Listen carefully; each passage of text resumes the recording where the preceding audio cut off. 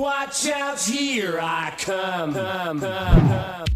Welcome to the Lunch Hour with Mr. Credit. Ooh, hot. Oh, yeah, that's hot. That is hot. And today, it's Turnaround Tuesdays. Let the games begin.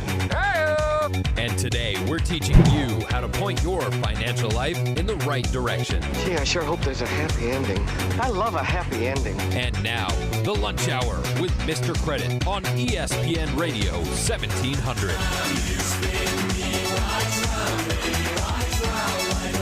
Welcome to another edition of Turnaround Tuesdays. It is your lunch hour, Mr. Credit, where we guarantee to make you smarter than everyone else. My name is Dan Osgood, filling in for Mr. Credit once again. And joining me shortly will be our ordinary guest, who is here on cue, Jared Kaza with Neil Dimott, unless he's stuck in traffic, if there's a bad accident or something out there. As he gets here, we'll have him join right in. Also in studio today, we have a very special guest, first-time visitor, Dr. John Hart from the Veterinary Specialty Hospital. Welcome, John. Hi. Glad you could join us today. We are going to hopefully open your eyes to what's available in the veterinary world these days, which a lot of people really don't know exists. So we'll get to that shortly. A very quick check on the markets. Looks like Dow's off about 100 points. NASDAQ's down. S&P's down. Really, again, numbers are pretty insignificant. NASDAQ's down over 60 points. That's pretty substantial. But everyone else, percentage-wise, it's not that big of a deal at this point. I think there's a little nervousness because of all the exuberance that was going on last week, the all-time highs. We talk about that regularly, that they're just numbers, and it's something for the media to sensationalize and make a big deal out of. The reality is the market does what the market does, and no matter what these people, all these talking heads say, they have no control over what's going on there. So, again, proceed with caution. Make sure you have a good, well-defined plan, and you're sticking to it. Don't let these events impact your decisions and cause a bad decision to occur. Well, John, what do you feel the Americans' view on America is, if you were to guess? Yeah, I don't really know. I have a good feeling about how we're going. I think everything's pointing in the right direction, but I know that there's a lot of people out there, at least in our hospital, we see a lot of people who are still financially having a problem taking care of their animals just because they either are not working yet or working part-time or just having a hard time making ends meet. So I'm not sure. And that's probably a pretty good snapshot into the reality where we hear the numbers coming out and unemployment's back in very safe zones, only 6.1%. And the reality is those numbers aren't extremely accurate because they don't count the underemployed, the part-time employed as accurately as we would like. So you probably see that more directly. Jared, good to see you. Thank you, sir. Jared has joined us. And I always forget this at the beginning. We are streaming live, so if you care to look at the three of us handsome gentlemen sitting in here, MrCredit.tv. You can see us streaming live here sitting in studio, making you smarter than everyone else. Glad you can make it. Thank you. Got out of downtown. Took a little while today. Well, it's always a treat. Just getting into an interesting story from Yahoo Finance. Americans, we are number 33. And that is according to a new Gallup poll which measures the extent of freedom in 135 different countries. And basically that says only 79% of Americans say they're satisfied with their freedom to choose what to do with their lives, which is down from 87% of the people back in 2008. So that's why I pose that question to you, John, just to see how you feel about America. The top 5 nations on the list where people feel most satisfied with their freedoms: New Zealand, Australia, Cambodia, Sweden, and the United Arab Emirates. And we fall at 79% being satisfied. We're 33rd out of the 135 countries. The article goes on to say Gallup doesn't necessarily define freedom, and so they're thinking Cambodians are enjoying peaceful elections as they recover from years of war, so they're on an upswing, feeling much more positive about how things are going, where the U.S., we've been seeing a lot of our freedoms deteriorate as the government has started to meddle more and more. So I have to believe that that has a lot to do with it. And there was also, according to this article, a separate set of polls by Pew Research. The percentage of Americans who believe the United States stands above all other countries dropped from 38% in 2011 to only 28% in 2014. Wow. Yeah, that one surprised me, I think, more than the overall 79%. I could understand that just because of what we've been going through over the last few years and the recession hitting people hard. The median household wealth is still about 40% lower today than it was back in 08-09 when the recession hit. So that's why I guess comfortable with that number, but at the same time, I'd like for our overall country to feel much more confident that we're still at the top of the heap when it comes to a quality of country and quality of life. Yeah. But It's very broad poll questions. Stands above other countries. What does that even mean? right, and that it is all open to interpretation. So it creates a problem a little. Yes, and one of the premises in America, you can live the American dream. You have the ability to get ahead. Loosely defined, according to USA Today, the cost of a typical family of four is roughly $130,000 per year. But here in the U.S., the median household income is only about $53,000 a year. And again, that's pretty loosely written because they come up with different expenses that maybe a lot of people don't incur. Dining out frequently, $5,000 vacations, things like that. That sounds like a lot for a family of four. Yeah, in terms of $130,000. median. Right. Yeah. Well, just with the medium household income, you're not even halfway to leading the middle class life. And we have talked about it in the past. There is a divergence where there's becoming almost a non-existent middle class any longer. It's either upper class or lower class and almost nothing in between. And this is kind of proving that. I think it's interesting if that many people think it's not a great place to be. Where are they going to go where it's going to improve? Right. That would be my worry. I would like to see the next question on that poll being, okay, if you're unhappy, where are you going? Going to go to Cambodia. Correct. Correct. I bet the numbers would be lower. Yeah, I think so. for that answer. The Exactly right. exit question would be nobody leaving. But hopefully, as this news gets out, maybe more people will get fired up and get more excited about the country. Well, Jared, I think a week or two ago we talked about this, the scammers and what to watch out for. Oh yeah. The IRS issue. John, we had an article that basically there were people presenting themselves as IRS agents, calling and demanding payment, or a police officer was literally en route to your house if you didn't pay immediately with a credit card, debit card, or something like that. And it's total scam because the IRS would never, ever call. And that's something you need to understand at all times is you're almost never going to have someone demand money over the phone. Yeah. Or at least accept payment over the phone. And that should be your first red flag. But apparently there's a phantom debt collection scam going on right now as well, where scammers are basically acquiring contact information through bogus online payday loan applications so they can get a lot of your personal info. Also, there's the suckers list where people that have scammed you will sell the name and all your info to other scammers, and they will figure out, okay, we got them for $500 last time, we'll go get them for more or less. So you need to be very wary of what information you're giving, whether it's via the phone, even online. If you go to one of these payday loan sites, be very cautious. If you think it could be a scam or is just the slightest possibility, you need to just hang up or ask for the information in writing and get that before you respond. Because most of the time, if you start questioning a scammer, they will hang up on you and move on to the next victim. Too much work. Right. It's incredible how entrepreneurial the scammers are. Oh, yeah. Developing, they're yeah. going to sell their information to other people. That's crazy. Absolutely. And this particular scam, it's pretty substantial amounts of money. The average victim is losing $1,748 to these people, and that's between October 13th and June 14th, June of 2014.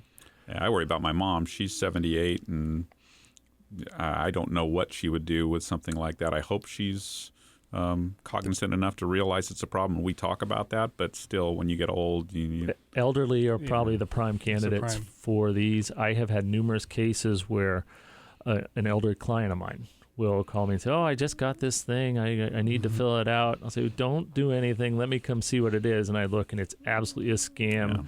And in the small print, it says, "This is not a government entity." Exactly. And that's what you have to look out for. And people tend to not do that. They just see, "Oh, I have to pay $130," and they just write a check and put it in the mail because they're afraid something's going to happen. Exactly. So you got to read the fine print. Yes, and basically the tips about this scam, on your personal info, be wary of sharing your personal info anytime, especially banking information or credit or debit card numbers over the phone.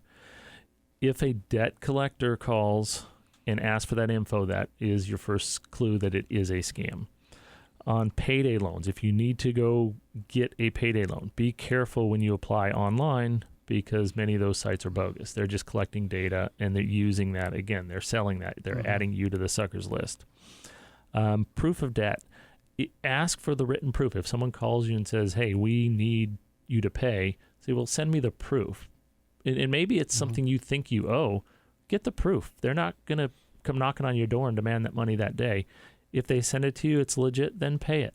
But don't just pay it because someone calls you and says, "Hey, you owe us money." Yeah, don't let fear tactics drive your response. Right. And that's what they're really preying on these days. And also check into it. If you're not sure that you're talking to a legitimate debt collector, hang up, look through your paperwork, or even go online. I've heard of the IRS, what they were recommending was if you get called by an agent, go look online at irs.gov, look at their number, make a phone call, and find out if it's legit or not. That's the best way. Go look online. Google's a wonderful device to go type in the name of the business that someone's representing and call their customer service number and find out, in fact, if it's true.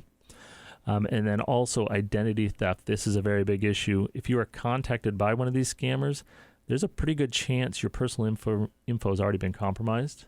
So you need to go to the Federal Trade Commission step-by-step process, go online, look them up, and they'll walk you through the process of how to tackle the identity theft issue. So when we come back, if you own a dog or cat, you are going to want to stick around because we have an expert in the house, and he is going to explain to us what it is Veterinary Specialty Hospital does and how it can be a benefit to you. You're listening to Your Lunch Hour, Mr. Credit, ESPN 1700.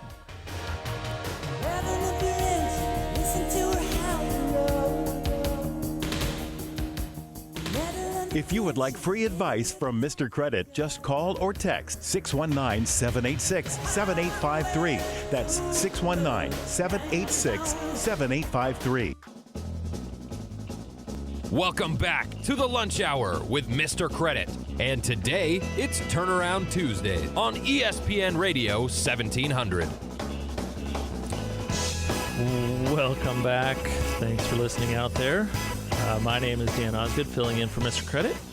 In studio today, we have Jared Kaza with Neil Dimott downtown, the estate planning attorney of the Star, Mr. Credit. There you go. And we also have Dr. John Hart in from Veterinary Specialty Hospital here locally, right here in Sorrento Valley. And it is a specialty clinic. And I think this is something we really would like to get the word out, that people don't understand that this probably even exists. There's probably many people that are pet owners that don't even know you guys are around. Yeah, actually, a lot of people don't realize that just as you would do if you had a medical problem that your general physician couldn't help you with, you get referred to an orthopedic surgeon or a general surgeon or a neurologist or a rheumatologist. The same thing can happen with animals. What we are is we are a referral-only specialty hospital. And so when you work through your general veterinarian, when they come upon a problem that they can't figure out, you can come up and see us. Okay. And what they'll do is they'll call us and tell us about the problem, or they'll send paperwork and give us information on your particular problem. And you make an appointment, a consultation appointment, and you come in and we'll literally go through a history, physically examine your pet, and then try to do our best to suggest what the problem might be, what might be the best ways to try to diagnose the problem if we can't figure it out right there. And obviously, once we have a diagnosis, we try to figure out what's the best way to treat your pet as well. Okay. And your clinic has state-of-the-art equipment. I have personally witnessed this, folks. It's an unbelievable facility. I believe if I had some ailment, I would be just as comfortable going to this facility as I would most human hospitals. Yeah, it's an amazing facility. We built it, opened in 2005. It's a 27,000 square foot building, 3-story building. It's about the largest veterinary hospital in Southern California. Wow. I think there might be one other hospital they built up in L.A. that might be a little bit bigger. They always do that in L.A. Yeah. We have several different specialties. We have over 28 specialists. And basically, to be a specialist, what you have to do is you have to go to veterinary school. Then when you finish veterinary school, you typically have to do an internship of a year, and then typically a 2 to 3 year residency. And then you have to pass 2 different tests to get to be board certified. So there's some people that purport themselves to be specialists. They really aren't either specialty trained or they haven't passed their licensing exam. So you have to be board certified to be considered a specialist. And that's very, very important in this day and age. It is, because you never know. Some people say, oh, yeah, I do this and I do that. I'm good at this surgery. I'm good at that surgery. But they might not really be taught in an appropriate manner how to do things. Well, it's a simple thing. Yes, someone might be able to perform a surgery. Correct. But would you rather have a specialist doing that? If you break your arm badly, do you want your general doctor to just slap a cast on it and say everything's good, or do you want to see an orthopedic specialist? And there's a lot of stuff that general veterinarians do a great job. Actually, my wife's a general veterinarian. Your wife's a neurologist. But general veterinarians do a great job. But there are some things that are just really hard to take care of or really hard to figure out and need that advanced medical care, and that's what we provide. We have... And most people don't know this, but they're specialists in internal medicine. That's what I am, an internal medicine specialist. We have neurologists, surgeons, radiologists. We have medical oncologists, radiation oncologists, emergency medicine and critical care specialists. We have ophthalmologists, dermatologists, dentists. We even have a human pharmacologist who's actually on our staff to help us out. Okay. There is a veterinary pharmacology specialty. There's very few of those, but we do have a human pharmacologist, and she has a very big interest in veterinary pharmacology, so she helps us with all our drug treatment. So it's a very, very nice asset to have. We actually have an anesthesiologist now, one of the few anesthesiologists. I don't think there's another anesthesiologist almost in Southern California. So we have her for these animals that we're going to have a problem with anesthesia. We know that they have certain diseases where they really need help. We want to get them through that procedure, and that's an incredible asset to have an anesthesiologist there with you. I could definitely see that. So what types of animals?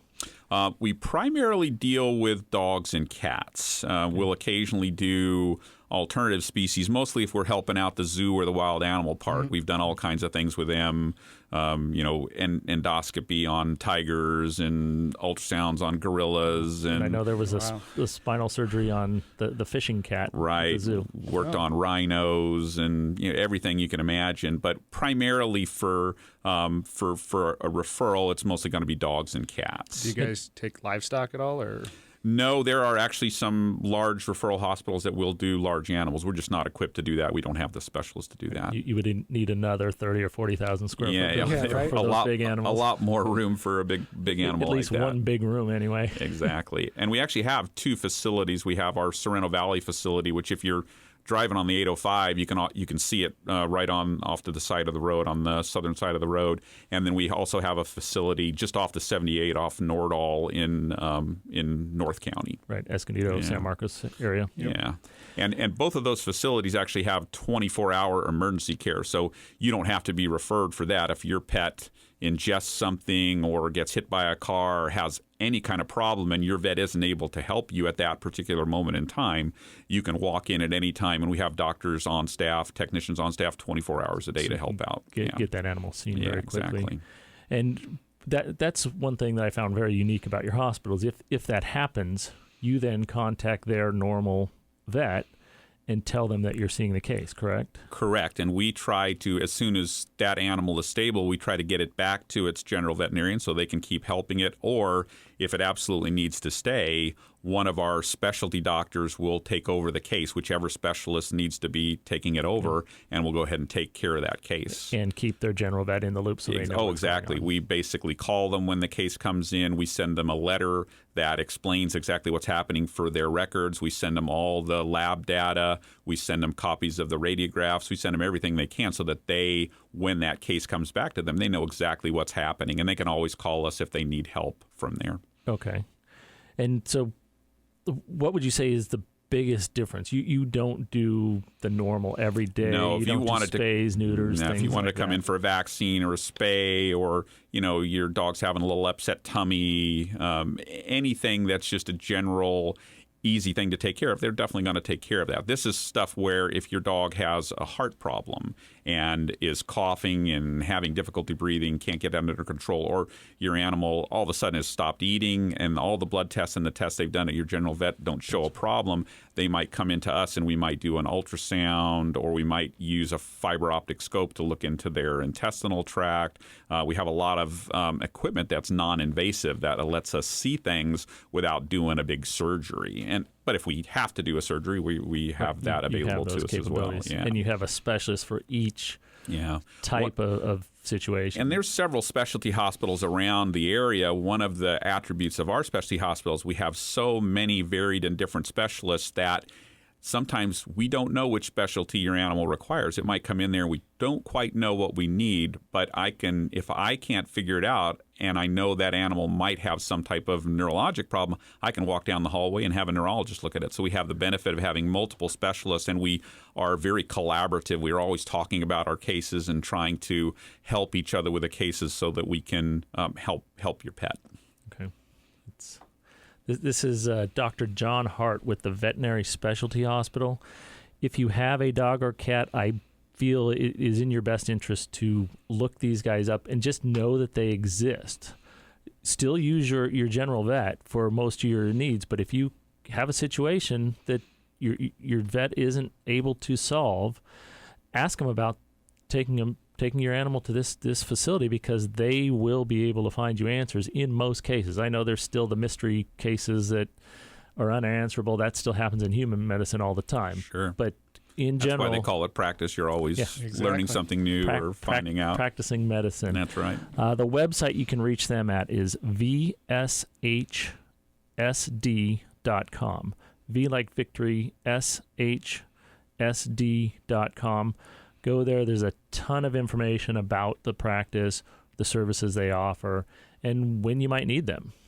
We also have, there's a lot of videos on how to do things like treat your animal for certain things, like give them a pill, give them liquid medication. So there's a lot of information on the website about some toxicities, diseases, things like that. So you can learn more than just who we are, but you might learn more to help your pet Just some as well. helpful pet tips, how to keep which household product to keep a little higher so they don't knock it over and feast on it. Preventive care. Yes. What is one of the worst ones?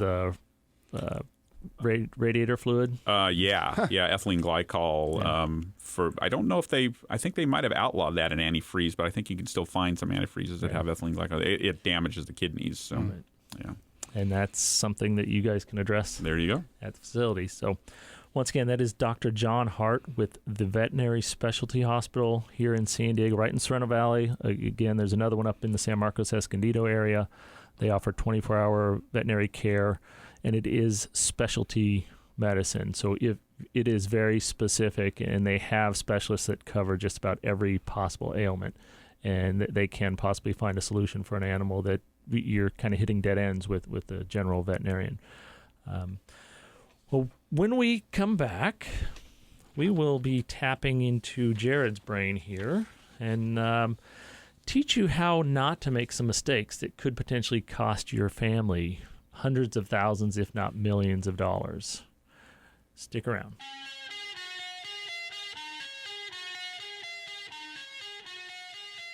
If you would like free advice from Mr. Credit, just call or text 619-786-7853. That's 619-786-7853. Welcome back to the Lunch Hour with Mr. Credit. And today, it's Turnaround Tuesday on ESPN Radio 1700. Welcome back to your Lunch Hour, ESPN 1700, where we guarantee to make you smarter than everyone else. Jared Kaza with Neil Dimott, Downtown Estate Planning. Only step 3 of the life plan. Right. One of the more important parts, and that is put it in writing. We talk about this all the time. We have a case from Yahoo Finance. Again, we've talked about this topic a number of times, and it looks like this gentleman actually tried to do the right steps. However, he made a single mistake, which thwarted his well-laid plans. He had met with financial advisors and attorneys trying to make sure his children would receive the balance of his retirement funds. However, once he died, his family members unfortunately realized his IRA beneficiary form was filled out incorrectly. Yep. Instead of him naming specific individuals, he wrote, "To be distributed pursuant to my last will and testament." Can you explain the error of his ways? Well, that doesn't really define a beneficiary. It just makes reference to his will. Now, all these IRA forms, 401k forms, these designation of beneficiary forms typically require that you name a entity or a beneficiary to receive the asset, in this case, in retirement. That's why we recommend usually you name a living body, a person, because that person, there's no question where that money goes. You can name your trust. That's a separate entity. He could have named his estate as an entity because that is a taxable entity. Mm-hmm. The problem here was he didn't do that. He just said to be distributed according to my will, try and incorporate by reference the terms of the will. Unfortunately, under this particular plan, the company found that you couldn't do that and invalidated the designation. And according to this plan, by default, his surviving spouse was the default beneficiary if no one was named, or in this case, it looks like if the designation was held invalid. It created a problem in this case because under the will, it appeared that his IRA would be distributed to his 4 kids in equal shares, 3 or 4 kids, I forget how many exactly, and that the surviving spouse wasn't going to get anything, or little. She ended up getting the lion's share. And I did catch the part where it says that she just got married to the gentleman, I think, a month or 2 before he passed. 2 months prior. So, it's likely that she wasn't the mother of the children, so there was obviously a issue there. So what's clear to learn from this case is that IRAs, 401ks, these types of assets are non-probate assets. What that means is they are distributed outside of probate, much like any trust asset would be, in accordance with the term of the contract. And that's why you have to designate your beneficiary. It's an attractive tool because it doesn't require you create a trust or anything like that to effectuate the transfer outside the court system. That said, if you make an error in drafting the documents, you could create a lot of problems. Mm-hmm. One of the biggest problems is naming your estate or not naming anyone as a beneficiary, because if it's payable to the estate, there's a lot of tax consequences for that, and you still have to go to court. So we always recommend you name a spouse, typically, or a child. Well, in California, you have to name your spouse unless they sign off on you naming someone else. Yeah, it's because of community property. Mm-hmm. So we always recommend you name your spouse, and then as your last beneficiary, no matter how many you name, should always be your trust, because that ensures that it passes outside of the court system. Right, and you see that a lot with, like, the case of children. Yes. Where you don't necessarily want to name a 5-year-old to receive your retirement account. Yeah, by naming the trust as the beneficiary, it ensures that your trustee actually receives those proceeds, and then you can name within the trust your 5-year-old and someone else like that, so you know that your trustee is the responsible party. Right, appoint someone to make sure that money gets to the child. Exactly. So by naming the trust, you're ensuring that your trustee actually receives the funds and not someone else, and would prevent this problem. Right, and in this case, we're not talking about just a small $5,000 IRA. This was $400,000 that his children missed out on, that went to the 2-month age or 2-month-old wife. Yep. And the key here was that they fought it in court, and the court actually ruled that no, the will may say something else, but this is a non-probate asset, which is not governed by the will. Same would apply here in California, and the form controls. The surviving spouse gets the lion's share. Right, and this is a big issue that is only getting bigger because nowadays Americans are storing more and more of their wealth in retirement accounts. They're doing everything they can to put these monies aside and let them grow tax deferred and in some cases tax free. We're looking at $6.5 trillion currently in IRAs and $5.9 trillion in employer-based, like 401ks. Yeah. That's a substantial amount of money, so it's very, very important that you review these documents with some regularity, especially when you have a life event, a marriage, a birth, a divorce. Exactly. We talk about that all the time. The other thing to be clear is the more specific you can be in these documents, the better.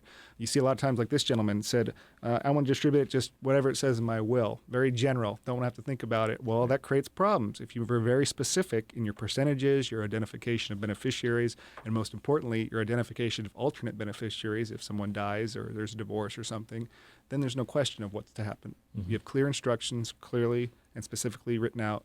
They'll be carried out. Right. Now, also be, like you're saying, be thorough on that beneficiary form. Make sure you put the percentages allocated. If you just list 2 or 3 people, how does that? Is it going to the court and they hope it's an even number and then they'll just assume it's 50-50? It's usually split equally. If it's not, it depends on each state's laws. It depends on what the form says. Each employer plan, like a 401k, will have their own default language as far as it would go to the estate or split up a certain way. You can avoid all that by just being very specific. And if you don't want to, think about it too hard on that document, the easiest thing to do is just to create a trust, name the trust as a beneficiary, and then explain everything in your trust so it's private. The company doesn't need to know how you're splitting up the money and whatnot, which could be technically something that could be a public document, easier accessible than your trust, for example. So if you want to maintain your privacy, name the trust, have the trustee be the total power to regulate these things and to administer it. Okay, and another thing to be mindful of with companies merging and changing all the time, if you were part of Merrill Lynch, which is now part of Bank of America, there's probably a new form. I would recommend going back and revisiting that because in many cases the courts could rule that that's a non-existent company anymore. That form's no longer valid. There's a number of things that could happen. One of the common ones is if something like that happens, you usually get like a notice in the mail or something saying your company that you have an account with recently was bought out by another. If you do not do any actions, this is what's going to happen. You just file it away saying, "Oh, I got notice." That could have changed everything, right? Until you do something. So the squeaky wheel truly does get the grease, and you got to do it. And that. It makes sense. That's why we talk about this all the time. You need to address this because you don't want to be the person, although you would probably be dead and gone. It may not matter so much to you, but I'm guessing before you pass, you would prefer all your money ends up with your family, specifically who you want that money to end up with. And you can control it with the simple form, the beneficiary form, because that tends to step in front of any other document as far as how that money is handled. Let's see. About living trust versus a will. Certainly. We talk about that all the time. Yeah. 4 reasons on estateplanning.com. Okay. An article here that I thought these were pretty good topics, ran them by Jared, and he thought it'd be good to just review with people again. Number 1, a properly prepared and funded revocable living trust plan avoids probate at death, including multiple probates if you own property in other states. And we don't talk about that a lot, but it raises a very good point. If you own real estate in different states, if you don't have a trust and all you have is wills or anything like that, each state has its separate probate for its property. Just because I'm a resident of California, say I own a piece of property in Colorado, it could be very small. If I were to die tomorrow, and I only own title to that property in Colorado in my name, well, you'd have to open a probate in Colorado. Okay. And you'd have to open a probate in another state. So because the property is physically located there. So you're creating a mess on each piece of property, essentially for your heirs. Exactly. But if you create a trust and you fund all the properties into the name of your trust, then there's no need to go to the probate courts in the other state and open up a probate administration. You can administer those assets through your California Trust Administration. Okay. Number 2, a properly prepared and funded living trust avoids court interference at incapacity. Yeah, we talk about this too because by creating having everything owned by the trustee is the fiduciary and the manager of all the assets. So if you as the trust creator become incapacitated or someone else becomes incapacitated, your next appointed successor trustee steps in, fills the void, and manages all the assets. There's no need to, establish a conservatorship, establish a guardianship or anything like that because the trust already holds all the assets. The trustee is the only person you worry about. And by creating proper provisions to address trustee incapacity, it just ensures that your next named successor takes the reins and continues the journey. And you've kind of hinted on number 3, a living trust brings all of your assets together under one plan with one set of instructions, which you just covered that. And we really champion that. We also champion the notion that you put everything in the trust that you want. Name all the powers you want your trustee to have. If you want them to be limited, say so in the trust. Don't just say the trustee has all the powers authorized under the probate code. Well, how do you know the probate code is not going to change in 5 years? Could change dramatically. So put it in writing, make it very specific. Okay.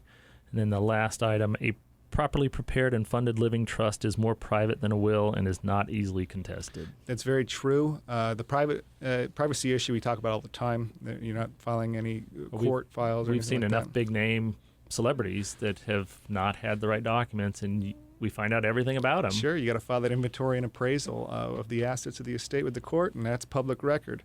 On the notion that it's not as easily contested, it's very true. The laws set up, and in this state for trustee management, as long as they have a reasonable basis for undertaking an action or relying upon advice of an advisor, an attorney, an accountant, financial planner, or otherwise, it's very hard to contest the terms of trust, frankly, especially after someone's passed away. Okay. Well, and that is Jared Kaza with Neil Dimott downtown, estate planning.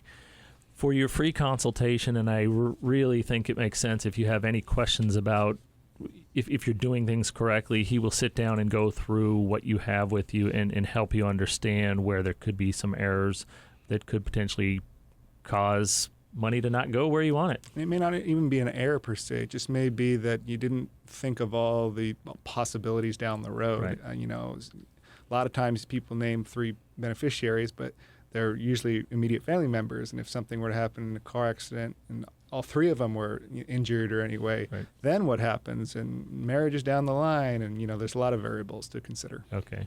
And you can reach him 619-238-1712.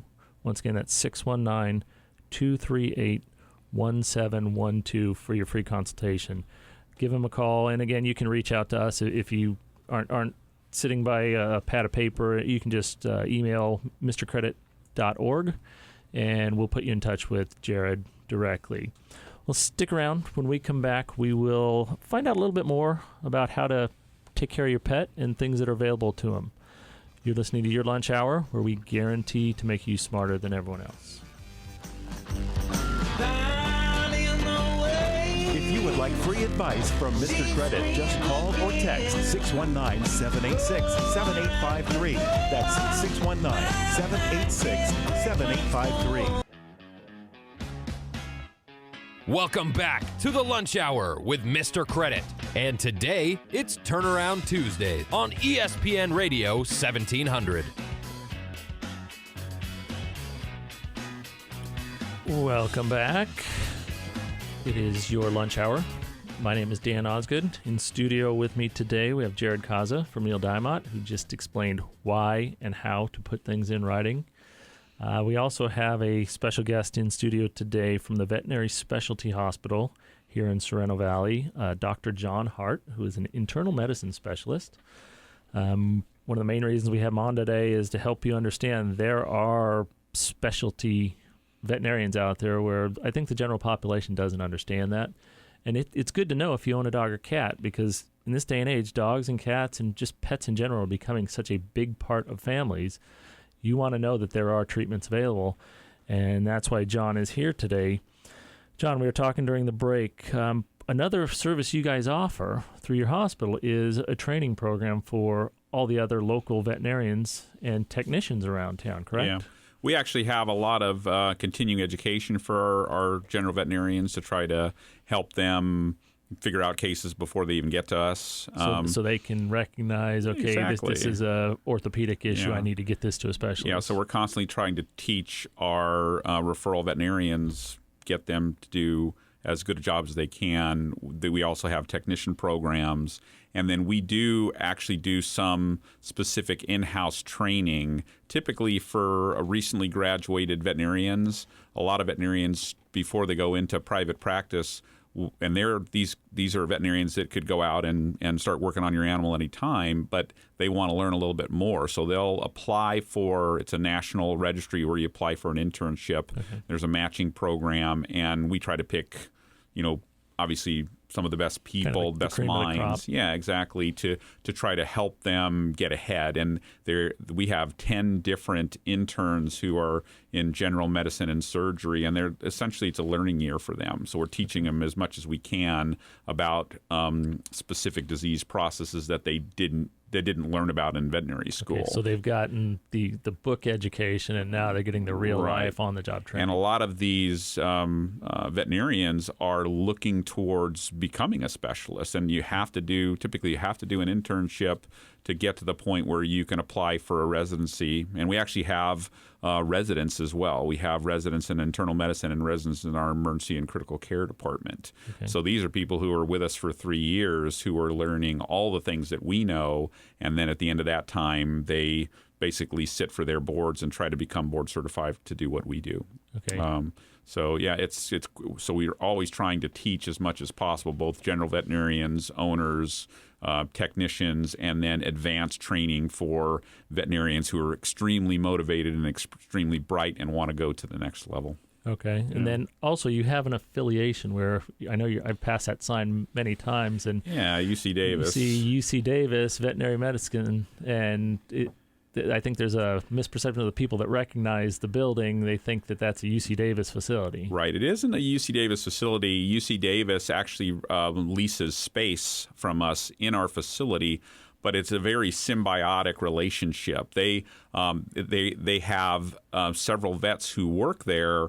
They have one cardiologist now. They're going to have 2 cardiologists, and they have 2 different internal medicine specialists who specialize in kidney disorders. Mm-hmm. And they actually have 3 hemodialysis units, just like people with kidney failure go and they get hooked up to the machine that cleans their blood of all the kidney toxins 2 or 3 times a week. They have the same thing for animals in very, very small number of places. There's probably 2 or 3 places in California that provide that service, and UC Davis provides that service in our facility. And when they have cases that come in and stay, basically they're being cared for by our technicians, helped by our doctors.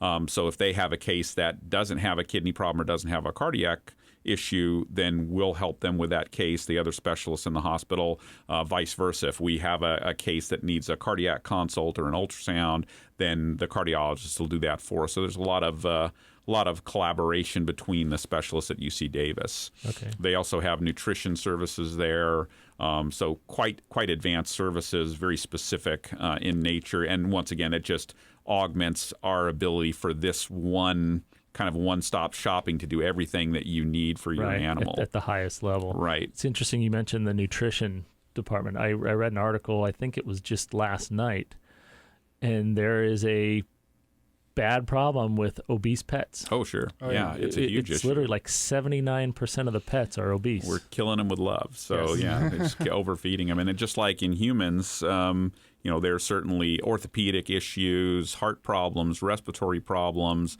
endocrine problems like diabetes can all be exacerbated or complicated by being overweight. So it's a huge issue in animals. I'm guessing some of these small dogs, joint problems as they get bigger. Yeah. And animals are, you're taking good care of them now. They're living to where they're older, and they're developing some of these geriatric issues that are hard to deal with when you're overweight. Well, I hear the stories of these 20-plus-year-old cats, and it's amazing. We had one that made it to about 22, and I know it was a bit senile towards the end, but that's amazing. It's amazing how you see some of these old animals, and a lot of them, very spry, doing very well. So every time we took it in for testing every year, the numbers were better instead of getting worse, which you would have expected from an older pet. And then also, you mentioned you have a lab on site. Or, we've had a lab for several years. There's some national laboratories where you can send your blood work off, and it usually gets back to you the next day. And they probably do the brunt of the lab services for all the general practices and a lot of the specialty hospitals. We felt a need for immediate results, and so we started our own laboratory just for us, and it had pretty much all the services that a national laboratory would provide. Very small number of cases or of tests we'd have to send out, but the majority of them were done in hospital, and we could get the answer back within minutes to hours, where we could identify a problem early on and try to correct it, but not having to wait overnight. And recently, we've expanded that, and we are now offering that service to general veterinarians. So just all around San Diego, or all around or? San Diego. So we have couriers that'll go pick up blood samples that day, run them that day. They'll get the answer back that day. We have a doctor who does clinical pathology, where he just sits there and looks at microscope slides of different aspirates of different masses and organs. That'll come out the same day. We are tied into a lot of the different universities and other laboratory facilities across the United States.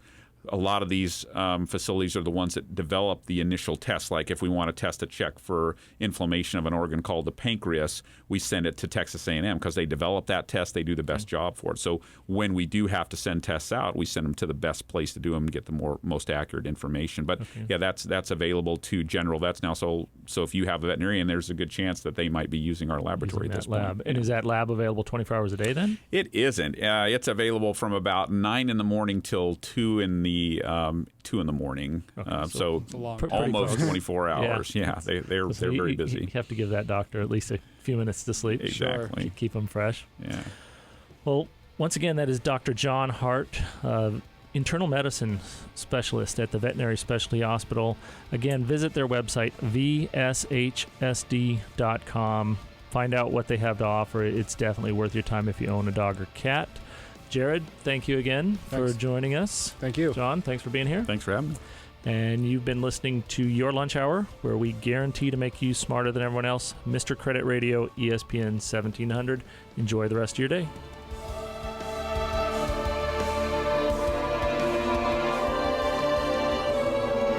If you would like to contact Mr. Credit or access any free offers mentioned on the show, just go to mrcredit.org. That's mrcredit.org.